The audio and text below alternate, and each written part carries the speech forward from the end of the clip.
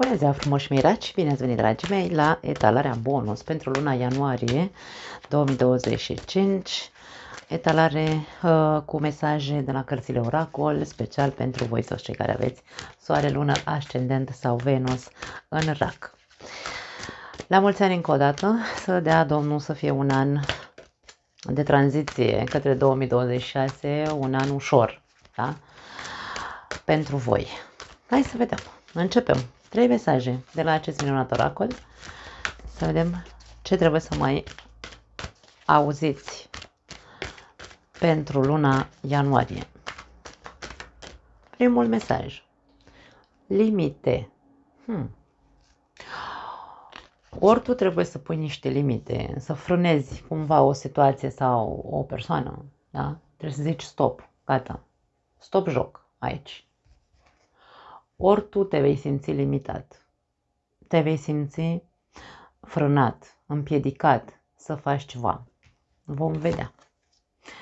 Tu poți, ți se spune, indiferent că vorbim de faptul că te vei simți frânat, vei putea ieși din această restricție, să zicem, sau, dacă vorbim despre prima variantă pe care am simțit să o transmit, că va trebui tu să spui stop, joc, nu se mai poate așa, chiar dacă simți că ți este greu să faci acest lucru, vei putea să o faci. Și flexibilitate, ok, pentru a putea depăși această situație limitantă cu care te vei confrunta în această lună, indiferent că tu va trebui să spui stop sau că vei fi tu frânat, vei putea să faci acest lucru, dar trebuie să ții cont de faptul că poate e o perioadă de adaptabilitate în viața ta sau o situație în care tu trebuie să fii flexibil, da. Ți se cere flexibilitate. Încearcă să te gândești un pic mai mult la ce se întâmplă în momentul de față în viața ta în legătură cu această frână, să zicem, da. Încearcă să nu să meditezi, ci să vezi cu adevărat de ce trebuie să pui o limită cuiva sau a unei situații, fiind, bineînțeles, e ca și cum gândește în profunzime la ce s-a întâmplat și de ce tu trebuie, într-un fel sau altul, să pui o limită, dar o limită, hai să zicem, flexibilă, să nu fie una radicală. Mie asta îmi vine aici să transmit. La capătul cărților avem empatie. Este și despre a îți asculta intuiția, mie vine să spun. Aici nu vorbim despre a te pune în papucii celuilalt. Poate fi, dar eu aș spune mai repede că trebuie să îți asculți intuiția, pentru că vei ști cum să adaptezi situația sau să te adaptezi la situație ca să poți să pui o limită sănătoasă. Să nu fie o limită radicală, să nu fie o limită nici prea flexibilă, în care să zici ok, poți să faci mai tot ce vrei. Nu, nici așa. Deci trebuie să existe un fel de echilibru, simt eu aici, pentru unii dintre voi.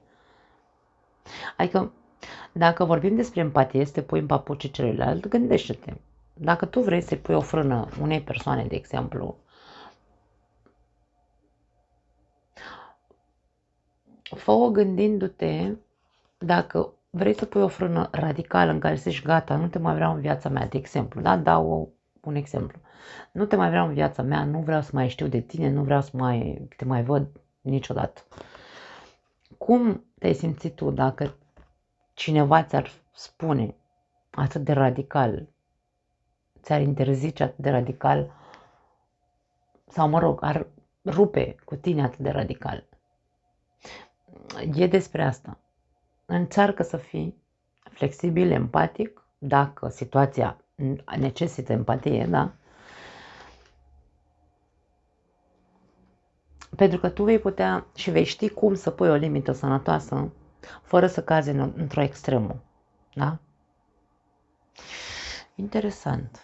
Dacă tu te simți limitat, vei ști dacă îți asculți intuiția, vei ști cum să ieși din această frână, blocaj pe care îl vei simți. Vei ști să jonglezi, îmi vine să zic, pentru că avem mesajul de flexibilitate. Interesant. Hai să vedem ce mai avem pentru voi.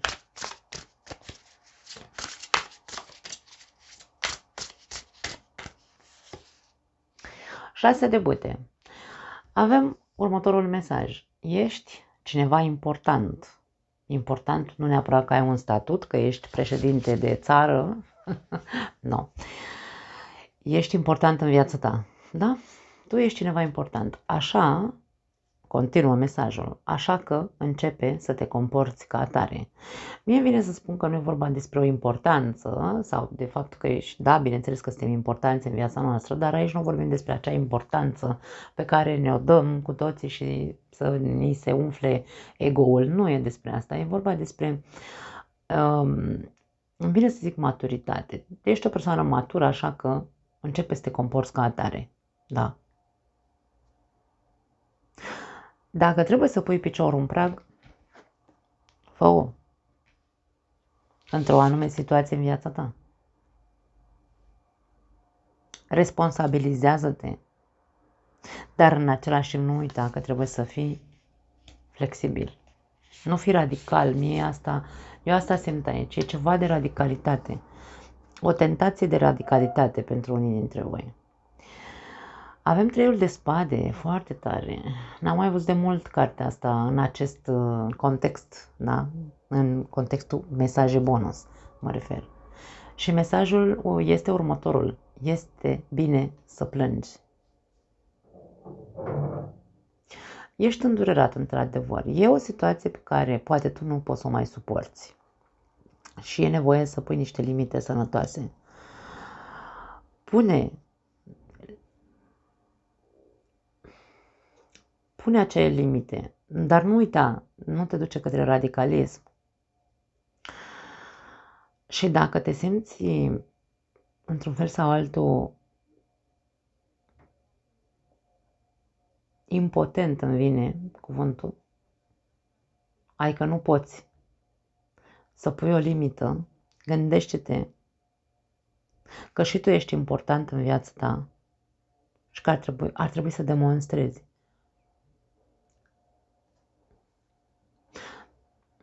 Este bine să plângi, da? Dar nu e bine să nu te oprești din plâns.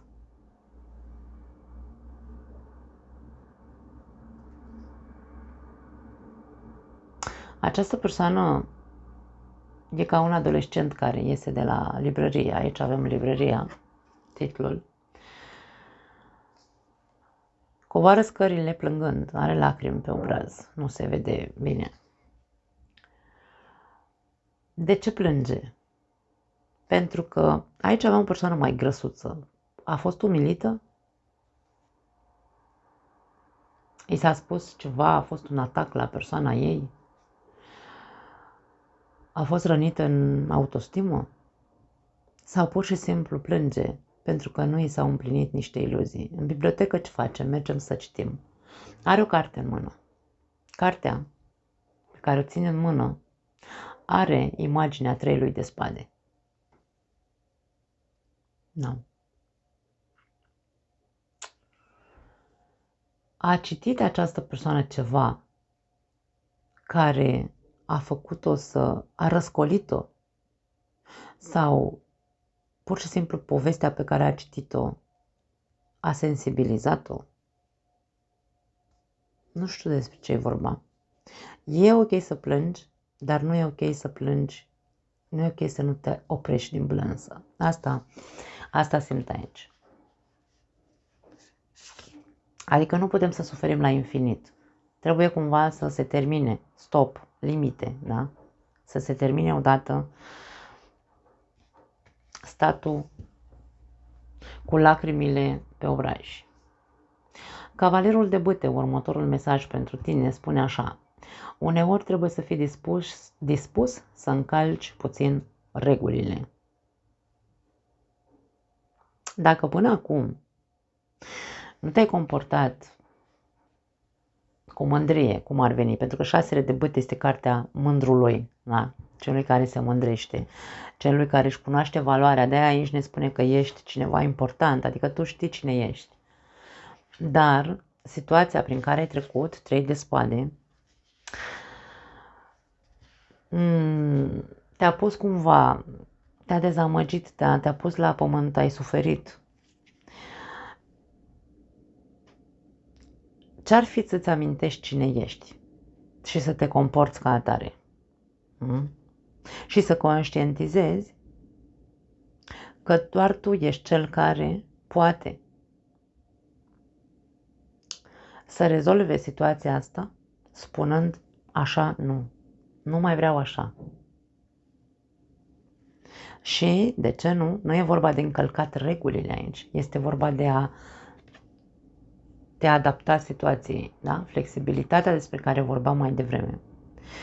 Dacă situația este una de suferință, în care eu trebuie să spun gata, nu mai vreau așa, nu mai vreau să sufăr,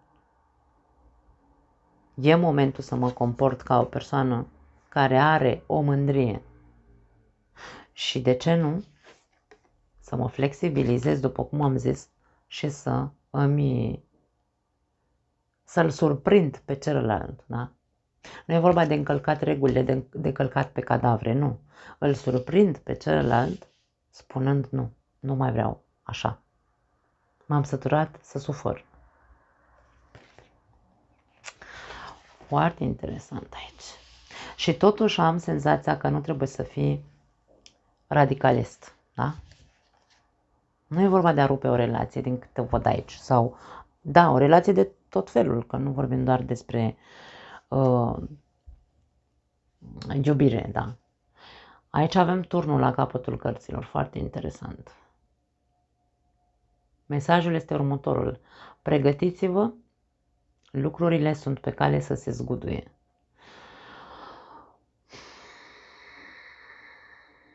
Afară plouă, sunt fulgere, avem o căsuță aici, într-un copac. Această persoană se uită pe geam cu durere, să zicem, că acest fulger a căzut exact pe casa lui. Pe casa ei, pardon, că e o fată aici. Și se uită neputincioasă. Da? E o senzație de neputință. De-aia am simțit impotență mai devreme.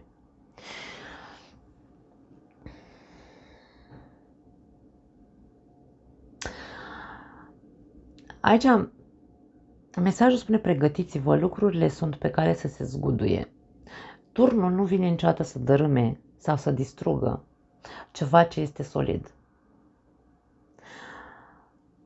Dacă tu ai avut parte de suferință cu 3 de spade, suferința asta te-a pus la pământ. Te-ai simțit rușinat, umilit, habar n-am, rănit, îndurerat, dezamăgit.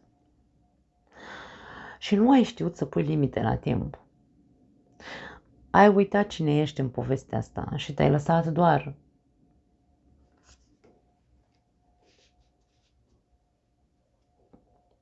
ca și cum doar ai plâns și te-ai simțit neputincios. Dacă ceva se va zgudui, pentru că asta ne spune această carte, acest mesaj, dacă ceva se va zgudui în viața ta, este pentru că trebuie să se facă o curățenie, trebuie să se pună baze sănătoase, pentru că aici nu existau baze sănătoase. Această casă era așa, dar în fondulea, ca să nu zic altcumva, construită aici, în copacul ăsta, n-are nicio noimă, n-are niciun Dumnezeu, ci caută o casă așa, acolo, în vârful copacului. N-are baze, are un trunghi la un copac. În orice moment se poate rupe acel copac și cădea acea casă. Așadar, unde știți că nu au existat baze sănătoase de la început, baze solide, acolo se va zgudui ceva în viața voastră. Dar nu se întâmplă pentru că vrea universul să îți distrugă ție căsnicia sau, nu știu, prietenia sau ce-o fi, sau jobul. Nu. E vorba de faptul că tu, în loc să iei atitudine cu 6 de bâte și să fii mândru și să zici, ok, stai puțin că sunt și eu cineva în viața mea, ai preferat să stai și să plângi sau să fii trist cu 3 de spade. Ai fost corect, n-ai încălcat nicio regulă, n-ai vrut să rănești la rândul tău. Și ai stat și acum e ca și cum ți se spune că e momentul să te trezești, pentru că turnul aduce trezire, e momentul să te trezești și să pui tu piciorul în prag, dar nu într-o formă, după cum am zis, radicalistă. Spuneți părerea fără să te mai lași umilit, îmi vine să zic. Să nu mai continui să fii, să nu mai continui să uiți de tine și să stai doar în suferință. În această poveste. Hai să vedem. Mie vine să spun, nu lăsa universul să zguduie viața sau să distrugă ceva. Fii tu cel care preia conducerea și pune limite. Hai să vedem îngerii iubirii. Cineva, îmi vine să spun că cineva sare calul și tu ia momentul să pui piciorul în prag. Nu pot să zic altceva. A sărit o carte, lasă-ți prietenii să te ajute. Interesant. Factori religioși și înșelătorie sau trădare aici.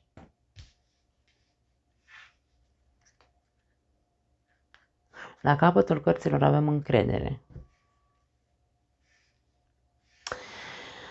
Această trădare sau înșelătorie, ai grijă tu să nu fii cel care te înșeli.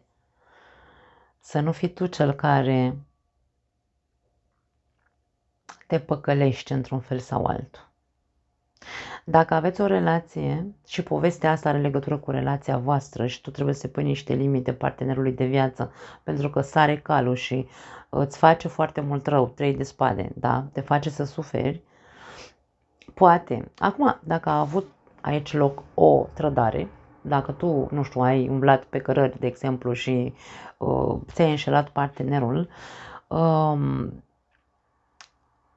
și partenerul tău a aflat și partenerul tău îți scoate ochii toată ziua, bună ziua, și te îngenunchează aici, te face, mereu răscolește, pentru că aici e ca și cum nu-i scapă nici măcar o singură, nu scapă o ocazie să te calce cumva pe bătături. Tu trebuie să iei atitudine aici. Nu se mai poate susține. Turnul este o energie în care ne spune de foarte mult timp, cu foarte mult timp în urmă probabil, că tot ai fost așa cumva anunțat. Universul ți-a zis, băi, nu se mai poate susține situația asta. Da. Cât vrei să cât mai reziști, așa, de exemplu. E momentul să se termine, să se facă odată curățenie, pace și liniște. Tu e momentul să pui piciorul în praga acestui partener care te toacă toată ziua, bună ziua, și te face să... Sau invers, se poate citi viceversa. Partenerul tău a fost cel care te-a înșelat, deci se poate citi viceversa, să nu uităm, da? Când vorbim despre cupluri. Aici e ca și cum ți se dă sfatul să ceri sfaturi prietenilor tăi, dar prietenilor adevărați. Nu te duce doar să spui, uite ce îmi face partenerul de viață. Și nici, pentru că aici are legătură cu factorii religioși. Dacă tu ești o persoană care are acea credință înrădăcinată, care zice, Doamne, dacă m-am însurat sau m-am măritat, e pentru toată viața. Ceea ce Dumnezeu a unit, omul nu poate să rupă, da? Să desfacă. Tu te păcălești aici și îți spui ție o minciună foarte mare și o să stai în suferință lângă acest partener care te toacă toată ziua că l-ai înșelat sau te înșală în continuare și tu nu pui limite. Da? Deci aici, atenție, din cauza religiei, poate unii dintre voi stați într-o relație în care există măști falsitate, minciună, manipulare, tot felul de chestii de genul ăsta. Voi știți, eu nu mă bag. Aici vi se spune să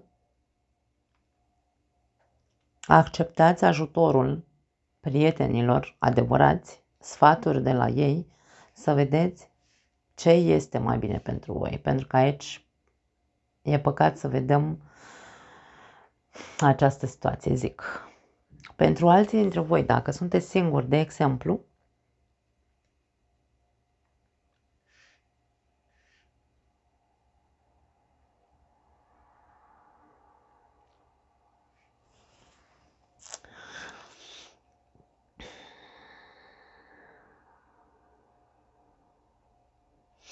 poate voi sunteți persoane foarte, nu aș spune neapărat credincioase, aici putem să vorbim despre spiritualitate, despre persoane care au avut un drum, o călătorie spirituală, să zicem așa, ai făcut o muncă de dezvoltare personală cu tine.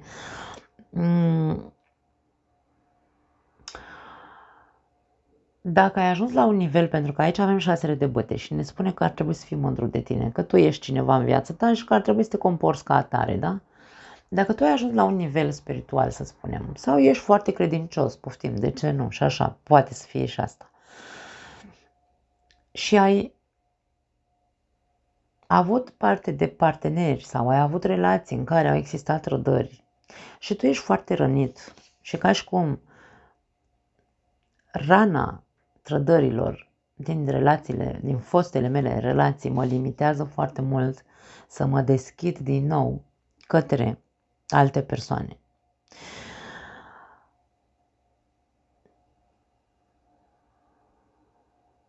Eu insist să spun întotdeauna că a ierta nu înseamnă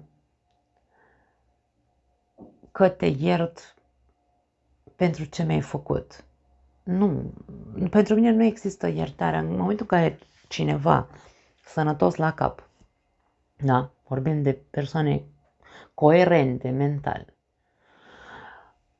în momentul în care tu ai fost înșelat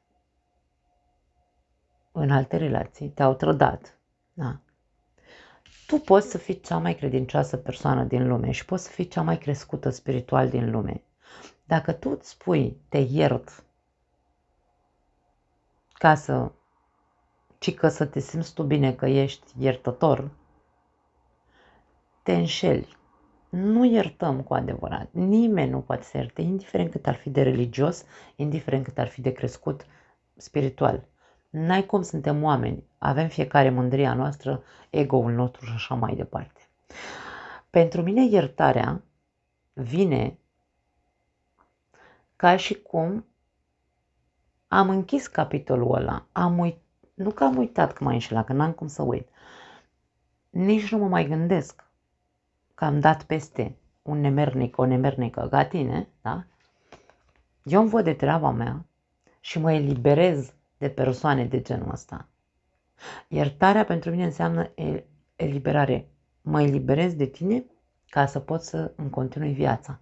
Nu stau în continuare să plâng uitând de mine, uitând că, uite-mă, sunt o persoană super frumoasă, elegantă, bine, nu vorbim de frumusețe fizică, vorbim de am mândria mea, nu pot să stau în continuare legat de chinuiala suferinței sau chinuiala unui trădător care m-a făcut să sufăr. Nu, iert, între ghilimele iert, mă eliberez, adică, da? Pentru că vreau să trec la un alt nivel în viața mea. Pentru că dacă tu în momentul de față te simți limitat, că nu te mai poți apropia de altcineva, să te deschizi către o altă persoană, este pentru că puterea personală i-ai dat-o aceluia care te-a înșelat și te-a mințit. Și aici au rol prietenii tăi sau viața socială. Ieși în lume, nu mai sta plângând în casă, nu mai sta gândindu-te la de ce nu pot să iert. Dar nici nu trebuie să ierți, trebuie doar să treci peste și atât. să nu mai existe în mintea ta această persoană. Eu asta simt să vă transmit. La capătul cărților avem încredere. Și aici ne spune că această situație are nevoie de credință. Crede că tu poți. Da? Crede că tu nu ești limitat. Sau situația asta nu te limitează să cunoști alte persoane. Trebuie să conștientizăm că nimeni nu este ca celălalt. Da? Suntem unici în felul nostru. Și faptul că ai dat peste nemernici sau nemernice în viața ta nu înseamnă că tu trebuie să te încui în casă și să nu te mai deschizi către iubire. Nu. Încearcă să găsești flexibilitatea în mintea ta și să nu te mai lași limitat de durere. Pentru că aici e despre durere la unii dintre voi. Hai să vedem ce alte mesaje mai avem. Ok, s-a întors unul. Avem păsăricile. Avem vești pentru unii dintre voi, mesaje. Vin mesaje către voi, vin anumite vești. Avem balena, care ne vorbește despre gardianul înțelepciunii. Tu ești plin de... Hai să nu mergem atât de departe. Mie îmi place să cred că toată lumea este înțeleaptă într-un fel sau altul. Tu păstrezi o înțelepciune ancestrală, îmi vine să spun aici, pentru că balenele știm că sunt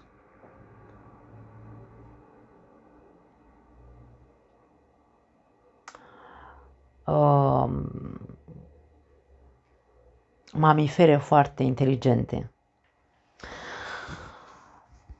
Această carte s-a așezat sub factorii religioși. Atenție la aspectul ăsta. Tot ceea ce pentru tine este important din punct de vedere spiritual este o cale de înțelepciune după care te poți ghida. Dar nu uita să nu cazi în extreme, da? Deci aici este despre extreme, nu nici într-un extrem, nici în celălalt. Trebuie să existe un fel de echilibru.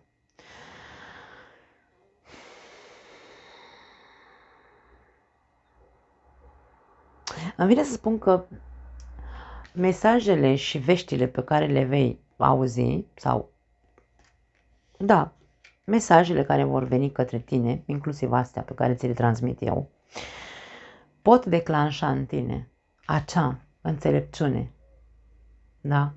Acea înțelepciune, era să vă zic în spaniolă, păstrată, ancestral. Vine pe parte de familie, probabil, la tine. E o înțelepciune pe care încă nu ai accesat-o, poate fi și asta, atenție. Și avem din nou, deci aici din nou vorbim despre vești, avem scrisoarea. Dragii mei, nu știu ce mesaje vor veni către voi, pot fi anumite surprize. Turnul vine cu surprize, dar n-aș spune că este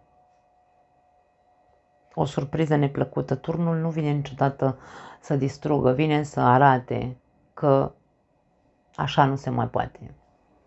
La capătul cărților avem florile, care ne vorbesc despre dulceață și romantism. Aș spune că este o situație care se poate echilibra, o situație sau o descotorosire de niște limite pentru cei singuri, de exemplu, un pus picior în prag pentru alții,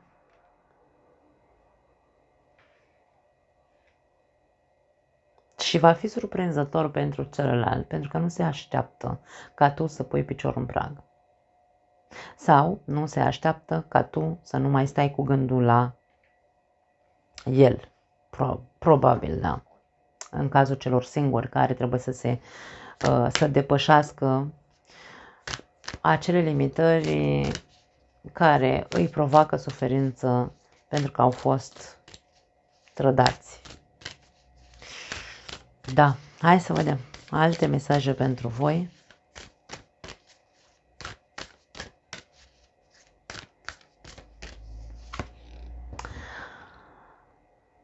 Apără-ți poziția, apără-ți teritoriul. Deci am început cu apărare, cu limitări.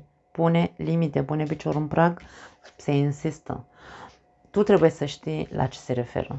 Deci tu, luna asta nu ai cum să mai scapi bazma curată și să stai, bine, bazma curată, nu poți să mai scapi să stai în suferință. Aici vorba despre pune mâna și pune piciorul în prag, pune mâna și apără-ți teritoriul. Apără-te de cei care te fac să suferi. Wow, leoaica!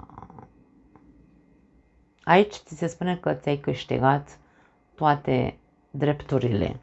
Tu ești în dreptul tău sau ai dreptul, da? Ai dreptul să îți aperi poziția. Nu te mai gândi că, vezi, Doamne, factorii religioși, nu? Că ce o să zic că nu știu cine, dacă eu fac nu știu ce, dacă zic nu știu ce, nu. Tu ești un om la fel ca oricare sau la fel ca celălalt care îți provoacă suferință și e momentul să... Da, deci tu, leoaica, ce înseamnă? Leoaica este un animal care nici măcar nu are nevoie de asta, cum zice, o coroană pe cap. Ea este regină, știe că e regină. Poziția ta este câștigată. Faptul că te-ai lăsat și ai uitat să te comporți ca fiind o persoană importantă în viața ta, nu înseamnă că nu ești. Da? Pune mâna și apără-ți poziția. Și avem, wow, îmi place la nebunie cardul ăsta, mesajul ăsta, îl iubesc. Întotdeauna este posibil să rescrii istoria. Aici e vorba despre acea surpriză despre care vorbeam, da? Pentru că aici vorbim de surprize, de încălcat un pic regulile ca celălalt să vadă că nu mai merge așa, domne, nu mai trebuie să se întâmple o surpriză aici cu turnul, da? Să fii tu cel care îl trezește din somn pe celălalt și să-i zică gata, stop, ajunge. Și aici avem foarte tare la capătul cărților, îmi place și acest card, avem rechinul și ți se spune să înnoți departe de această situație. Tu ești o sirenă sensibilă și ești lângă un rechin. Fugi cât mai departe de această persoană, pentru că vei continua să suferi dacă nu iei atitudine. Nu pot să zic altceva. Nu știu cine e această persoană. Că este partenerul tău de viață, că este un prieten, nu știu, pentru fiecare e diferit, normal. Nu mai am altceva, dragii mei. Vă pup. Ne vedem data viitoare. Ciao.